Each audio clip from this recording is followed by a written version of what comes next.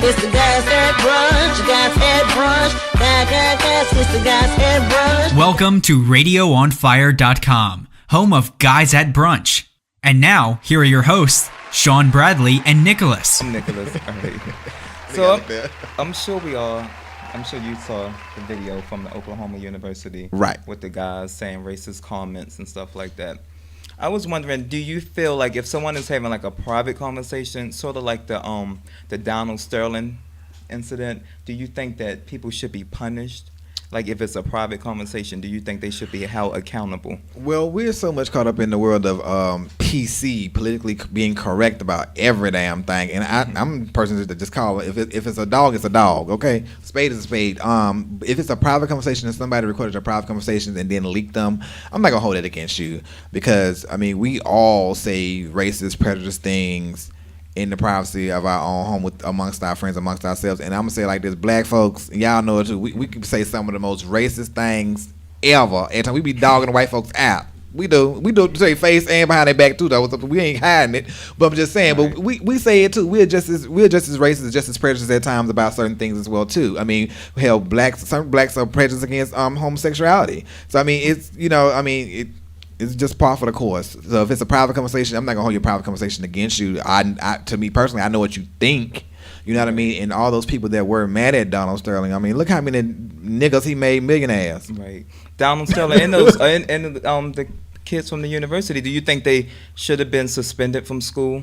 That's different. That wasn't a private conversation because that was on the bus. That was very public in my opinion because. People. Okay, I hear you saying that it's on a bus, but if it's on a bus and there's no and there's no black people around, is it still kind of like private? What you don't know is some of those sorority some of those people in that sorority could be married to a white woman. I mean, to a black woman. Some of those girls on the bus could be married. Could have a black football player as a boyfriend. So I mean, you never know. Their stepfather could be black. Right, I get that, but I'm saying when you're amongst your own community, do you feel more comfortable to say certain most definitely use certain language? Most definitely people do. Right, and that's what I'm saying. They was amongst all white people. I didn't see any black people on the bus, and I'm sure if it was black people on the bus, that would have came out. But it's a white fraternity. I know, yeah. And so what I'm saying is, with them being amongst their own kind, should we hold them accountable? If it's still like kind of private though, even though it's on the bus, it's a bus that I'm sure they rented. It was their bus for the evening. So I'm saying like, you know, if the video didn't get out, it's like for me, it's like the Donald Sterling thing. It's like if his ex-girlfriend didn't record the conversation and it didn't get out. Or even if it did get out, it's a private conversation. I'm like, that ain't a private conversation. That was they singing and chanting, trying to rebel rousing. I mean, yeah, they singing and chanting, but do everything. I'm saying, but and when you certain people on that bus could be very uncomfortable with that. I mean, and also right, put like but this. Even if you're in a group full of 5 gay black men, and I say certain things, sometimes you still feel uncomfortable. But look at it like this, someone might still feel uncomfortable in the group. The issue that I have with this is, there are girls on that bus too, and so now that sorority is now linked in with those fools, those men that were chanting on the thing. Now the sorority is under investigation as well too, because they on the bus, and these fools just happen to get them start singing about niggas and everything, talking about they would never be a part of us or whatever. And now their sorority is brought into that. And them girls probably not said anything. They probably didn't say anything. They probably even berated the dudes afterwards or whatever. So we don't know. But now they're dragged into this particular mess. So if you're gonna be racist and say your idiotic racist stuff in this PC society where everybody has a damn camera, a 5-year-old has a camera nowadays, you need your ass whooped. I mean, go down in the basement some damn where with a signal screen ain't that damn strong, right? And be racist all day long. But when you get in front of me, I get that. But I'm saying like the people who was participating in it, it looked like someone was recording from in back of the bus. So people who were saying using that language, they didn't see someone recording it. Let me tell you what happened. Let me tell you what happened. What it is apparently them guys like that was out there singing that stuff are very obnoxious, believe they own hype type of guys, and they probably ran afoul of the person that got them on, that got the tea, that got them, that they basically what's called a whistleblower. Mm-hmm. They probably was rude to that dude. They probably was obnoxious to this dude. They probably was assholes to this dude. He's like, oh, y'all want to be a niggas now? Y'all want to be fools? I got you. And he recorded it and put them on blast. And that's what happens when you act an ass and treat people crazy. Somebody gonna get you. They was caught slipping, and they just got caught slipping. And they got caught slipping when they shouldn't have got caught slipping. That's on them. Right. Well, leave your comments. Let us know what you think. Since we on the race topic, do you think that like if someone go like into like a department store, and you know how some people mistake someone that make mistake you like, oh, do you work here? A lot of people get offended by that. And I hear a lot of black people saying, oh, do you think I work here because I'm black? Or, they'll say, did they think I worked at the store because I'm black?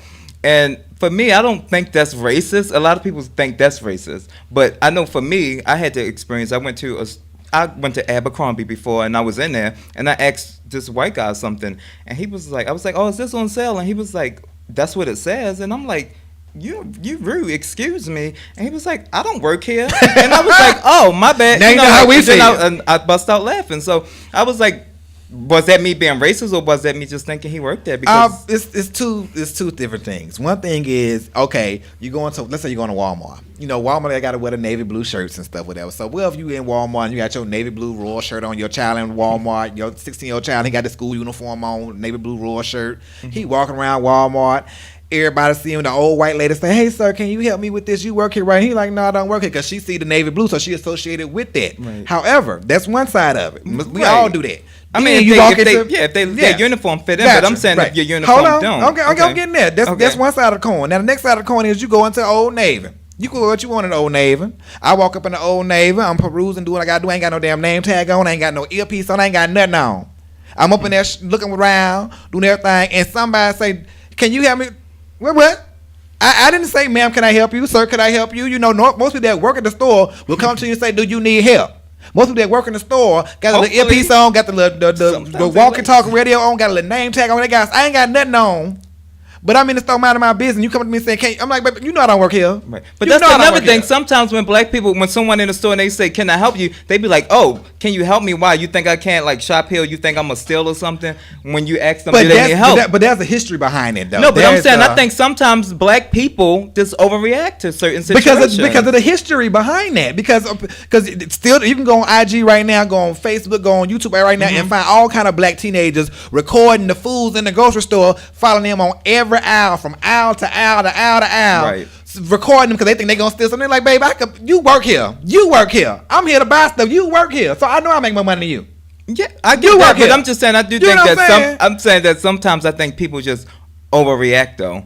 And but I think again, like this day and age, we do got some of the niggas. It's niggas and black folks. The niggas gonna go steal. They gonna go steal. But the black folks like you and I, we work for a living. Everybody out there watching, y'all work for a living too. I'm assuming you ain't no nigga. So y'all work for a living. But the niggas do make it bad for everybody because we all look alike. And if somebody told me at work the other day, I'm at work that day and I'm on the phone with a customer. Customer like, "Are you such and such?" And I'm like, "No, my name is Bradley." "Oh, well, y'all sound alike." We all sound like, no, good damn well we don't sound alike. So now we definitely, they say we look alike. We all look alike. Now we all damn sound alike too. But y'all leave y'all comments. Let us know what you think. And we're going to take a quick break and we'll be right back. Do you have a business, product, or event that you need to promote to men and women ages 23 to 44? If so, Radio on Fire can help you do it with one of our promo packages. Our broadcasts reach over 150,000 people per month.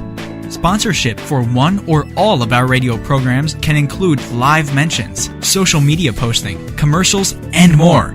Visit radioonfire.com/advertise to find out more about a promo package that fits your needs. Rates start as low as $50. If you want to reach men and women ages 23 to 44, log on now, radioonfire.com. Welcome back to Guys at Brunch. Okay, guys, we have a question from a customer, from a viewer. All right. The viewer says, when preferences turn into rudeness, they want to know, okay, say for instance, you're on A for A, BGC, OkCupid, any like dating app or Match.com, whatever it is, and you go through your profiles and you see a guy and he fine, he got 6-pack, big arms, everything. He say he got 9.5 and it's thick and it's uncut, all that, right? So he's saying all of that. He's saying all that, but then you look at his profile, he say white men only or Asian men only. Why is that a problem? That's what the one of our Facebook friends asked that question. I don't think it's a problem. I think people should say what they like to save you time and them time. Because either they're gonna ignore you or say I'm not interested. So save time really. So I don't have a problem with when people say what they like, or if I see that online. A lot of people think that it's been like racist or putting people down, and they say it's been negative. I don't have a problem with it. Now, I wouldn't, if for my profile, I wouldn't ever put that on there, because I think that if you put things like that on your profiles, it is a negative energy along with it. But for me, you're more open to you're more open to dating the rainbow, versus I'm just open. the dark side of the moon. Yeah, but that's true. But I'm just saying, it's certain things that I might not. Some people types that I wouldn't date, but I still wouldn't put that on there, you know. But yeah. So I don't think that is rude. So. I don't understand where the perception of rudeness comes from, because they're just telling you what they like. I mean, there's an option on the website that has preference. You know, let me know what you want, so I won't waste my damn time. Like I say, when you get involved in a relationship, when you're talking to somebody in the very beginning, if you had a conversation about, look, let me know what you need, so I can decide if I can get it to you. Okay, if I can't get it to you, let me move on. If you can't give me what I need, you need to move on too. And my thing is, when I was about 24 and living in Atlanta, you know, I was on A for A and stuff, and this guy, big guy, like 6'5", like bodybuilder type dude, you know, like about 250, but just swole, you know what I'm saying? And you on A for A, and you like, oh damn, you just ready, you know, you ready to hop on and hit him up and every damn thing. And he say he want nothing but feminine dudes. He want feminine dudes that dress like women. You know, he wants that, and we looking like, what the fuck? But again, it saved me time. I was a little bit perplexed, but hey, to each his own. That just shows you there's somebody for everybody. Mm-hmm. So I was like, so again, I don't have a problem with that. I agree. Since we're talking about like dating and stuff like that, do you think that settling is better than dating forever? No. No. You should never settle, because if you settle, you're gonna regret that you settled. You're gonna be very resentful of that person that you settled for. You're never gonna give them your all. I mean, I know women like to say, based on Sex and the City, you know, make sure you have a man that loves you more than you love them. I think that's some bull. You should be equally yoked. I mean, you should be. You and that person should want the same thing. They should want to push you just as hard as you want to push them. They should want to see you succeed. I mean, you know, they fight for you just as hard as you fight for them. I mean, is it 50-50 all the time? No, but it's just a give and take. Right. So yeah, I think that play into like the rudeness and all that. With the other question, it's like, I'm not gonna settle for something I don't like. You know, how you gonna be sexually aroused if you settling for? I mean, I don't know. Or in other departments in your relationship, how will you be happy? You know, you won't be happy. I got a man. No, just that's like the women with the 5 kids and the baby daddy got 3 other kids on the outside, but she happy because she got a man. Like that's. No, I mean, if she got 5 kids, I don't know if that's like settling. If you I'll give you a prime example. There was this family. This post on IG going around with a girl she was in a picture with her boyfriend. They was taking a selfie, and he was kissing on the cheek, and she was like, "He may beat me upside my head, but at least I got a man." Yeah, and we was like, "Did you see that?" That's a little different. But our next show is about domestic violence, though, so that'll be coming up. Domestic violence, right? That's true. But another Facebook friend asks, do you think throwing shade is required of gays? Like, if you're gay, do you think we all throw shade? You can go first.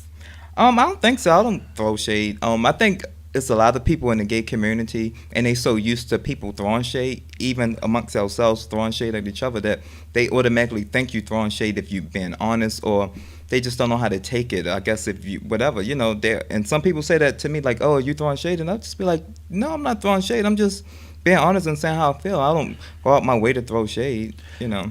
See, and the misconception is, and this is my definition of shade versus reading, because there are 2 different things. Okay. Reading is basically getting somebody together, being very honest about them, and speaking the truth to power. Telling them exactly, if you ugly, you ugly. I mean, that's basically you just reading somebody. But shade is when you make an innuendo, you make an assumption, you imply that they're ugly. You don't say that they're ugly, but you imply it. So it's basically you're stating the obvious without stating the obvious. That is shade. Now, if I say, you ugly, that's not shade. That's just me telling you ugly. I mean, so, and everything is not shade. Just because somebody tell you how they feel, that is not shade for one. When I tell you how I really feel, that's me reading you. Right. Shade is when you got to think about it. Shade is when I say something, it might go over your head, and you come back like, they just come for me. That's what the shade is. Mm-hmm. And I think women, for the most part, because they co-opting our lingo, get it confused and think that every time somebody says something honest, that they're being shaded, and it's not the case. I'm like, girl, that wasn't a shade. She just read you, but it wasn't shade. Right. Because shade is something you got to think about. You got to, wait a minute, did she just say I'm fat? Right. Did she just say I'm ugly? Mm-hmm. I called you fat without saying you fat. Right. Mm-hmm. I was watching. I know Andy Andy Cohen, he always asks, someone, are you throwing shade? Was that shade? And it's like, he don't know. He don't know. And I put and the reason why the gay, I'll say black gay, because I'm going to speak from my experience. Reason why we are so quick with the reads and the shades and the comebacks is because most of us grew up gay. We got picked on, we got bullied, so we had to learn how to be quick with it. We had to learn how to break you down before you beat us down. I think the white gays too. Some of them have too. Yeah, some of them. But I'm just saying, just based on where I'm from my particular perspective, I didn't grow up with white gay kids and things like that. But I'm just saying, based on my own experience, I learned at a young age that if I just got you together, you would leave me alone. And that's and now I can just go off without thinking about it, because when a gay person see you, when you come through the door, we already picking you apart because we ready for you to come with it, so we can just tell you about yourself. Right. So we like keep a read, like we keep it. We ready because we heterosexual. We always ready for y'all. Right. But yeah, I don't think it's required. No, it's not required. Because I definitely don't keep a read waiting, So I don't think so. Only if I don't like a bitch. If I don't like you, I'm gonna keep it ready. But if I'm good intentions. That's another thing about me. Like, I cannot sit up here and say I don't like someone. Like, when I hear like a friend of mine say that, I'm like, how can you say you don't really like someone? Like, I can see not hanging out with someone maybe, but to say I don't like someone, I don't get that. I cannot like somebody. I cannot hate anyone. I think hate is too strong of a word. Hate is something that it takes energy to hate somebody. Right. I mean, that means they're on your mind all the time. And baby, I don't got time for that. Like, forgive people, because forgiveness is for you, not for them. So go make sure you sleep at night, because they did you wrong 5 years ago and you still thinking about that, you got problems. Yeah. Forget them. Another question was, what happened to Brandon? If anyone who like followed us from like when we first started back a couple years ago, 2010. Yeah. It used to be 3 of us, and now you see it's only 2. So one of the questions is, what happened to Brandon? I'll let you go. I was gonna let you. It's a number of things happened to Brandon. When we got together, it was the 3 of us that we formed Guys at Brunch. So one of the things that happened, Brandon was supposed to bring to the group was he was supposed to be our style, fashion, our trend guy. Let you know what's the latest styles, what's the trends, what's going on in the party scene and stuff like that. Because he was the younger out of all of us, and he was more so in the party scene than we were. So when we would all have conversations, you see Nicholas and I, we debate and go back and forth and talk over each other like it's no tomorrow. Brandon wouldn't get in. He wouldn't jump into the fray of things, and so that was an issue. And a lot of people that we had on our show, our guests we had on our show, would even comment that, you're a host on the show, you haven't asked us anything. So that was one of the things that was kind of happened. Right. Yeah, but we all good. I talked to Brandon today, actually, so we all good. He still support Guys at Brunch and watch every episode. Yeah, every time I see him out. And we'll probably have him on, like, to come co-host and see if things change, Right. It's just, it was just that I don't think this was just his thing. So, yeah. I came across a video on YouTube and said, my fiance says he's a top, but he's a big queen. What you think about that? When they say big queen, as in he acts feminine, but he's the top. But then they're stereotyping a top. Then they're saying that all tops should be masculine. Then, which is definitely not the case. Because if that's the case, I mean, there are drag queens, what they call it, kai that ain't that the when 2 drag queens date each other or something like that. What is that? I heard of it being referred to when 2 trans people date each other, not drag queens. I thought, because on RuPaul Drag Race, they were saying, they were referring to that as it might be used for that. But I mean, somebody's sticking somebody somewhere, and if they're both dressing like women, that would mean that the top in their relationship is feminine too. So I mean, I don't. Right. That's your stereotyping. I think it is stereotyping. That's because a bottom can't be masculine. If that's the case, I think that's. And some what is people a versatile? Feel like that. What is a versatile? But I think some people feel like that. I work with this guy who'll be like, oh no, I only like, a straight top and all this stuff, and if you feminine, you can't do that to me, and That's like fine. he think that his roles like played in like same sex relationship, and I think that, same sex relationship heterosexuals can learn a lot from that, because we don't really have roles. We very flexible. So I think that's I'm saying, like, not just in the bedroom, but okay.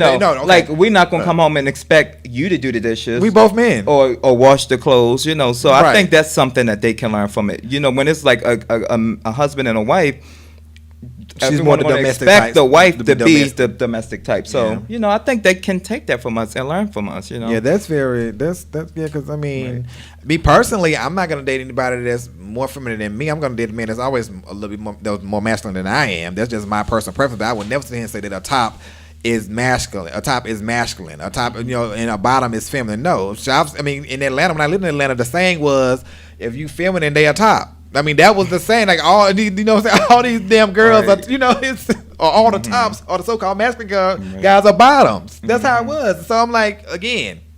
So I don't know where they got that from. Right. I think another thing that heterosexual couples can learn from same-sex people is that like during Christmas time and everyone feel like, oh, I gotta go to your family house with you for Christmas or Thanksgiving, or let's switch it up. I don't think that you always have to go to your family house. Like when it comes to two men, I know from our culture, we don't have to go with you for Christmas Well, there's or a lot of Thanksgiving different dinner. things there because for one, your mom and dad might be like, I love you, you my child, but you ain't bringing your partner up in my house. But So that could be sometimes an issue I'm too. just saying, like even with a husband and wife, they might not like your spouse. But that's very and different. then I That's- think sometimes you come across like your mother or like somebody think their mother-in-law is always throwing shade, and they might be throwing But that's shade. very different though, because I mean, it's already, you got the mother-in-law from hell, normally, and so that's just something that just comes on the territory. Mama, you're gonna be on your best behavior for damn dinner now. We coming. But when it's a homosexual couple or same-sex couple, it's a little bit more different, and it could be a little bit more hostile because it might not just be the mother or the father that have a problem. It might be the brother, sister, the cousin, the girlfriend, the rabbi. It could be a whole host of people that may have a problem, and your partner is sitting there uncomfortable as hell. So why you want to put them through that?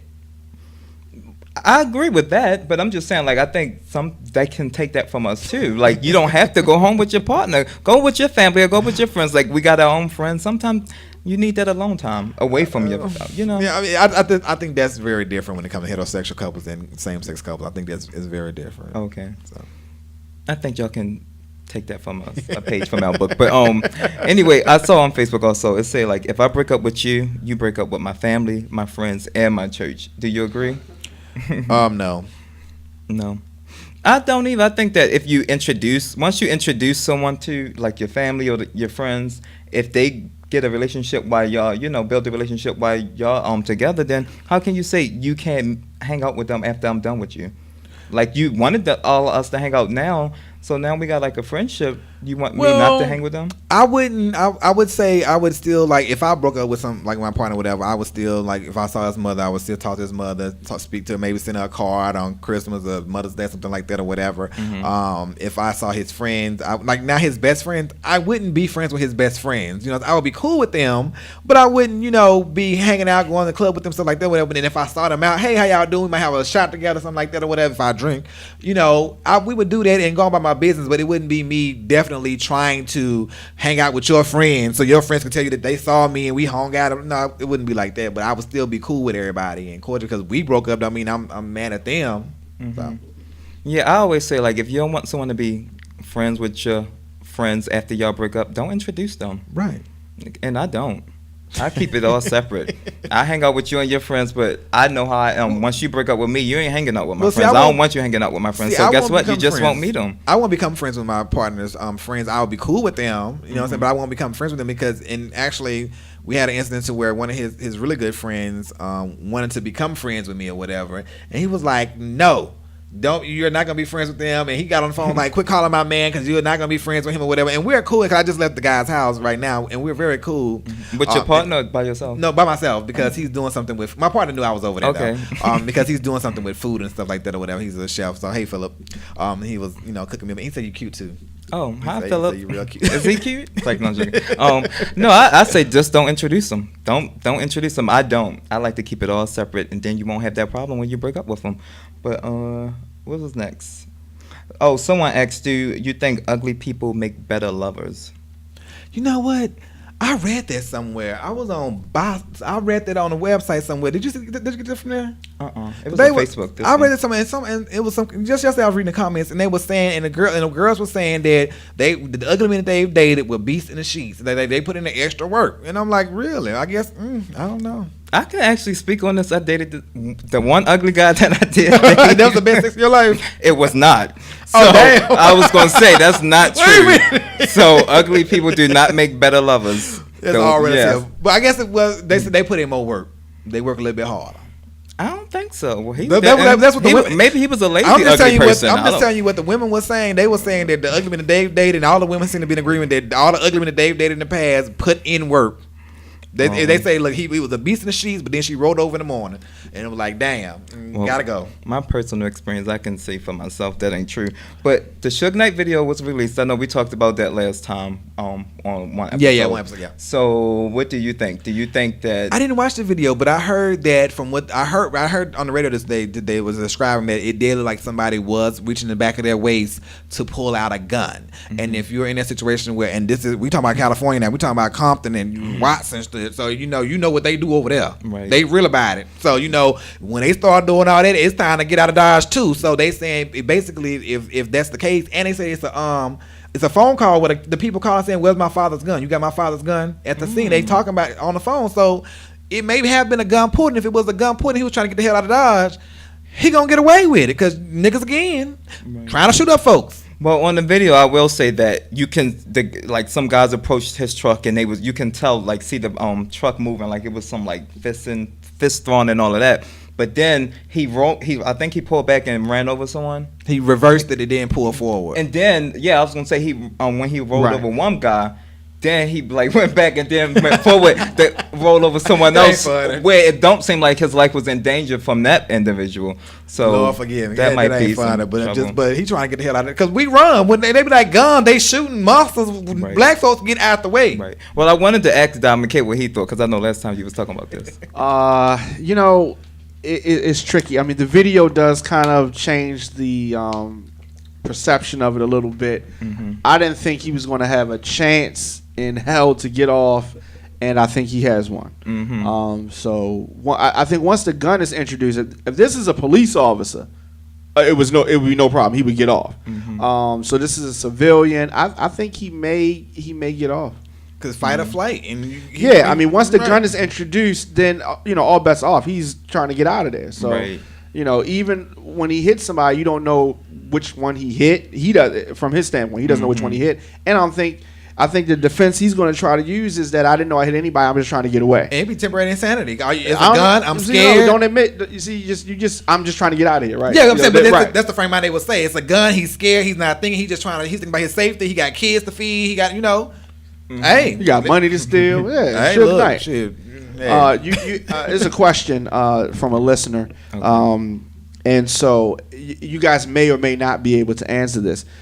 When a transgender person completes his transition, or whatever they transition, or whatever they're transitioning to, right? And I guess this comes from last week's show.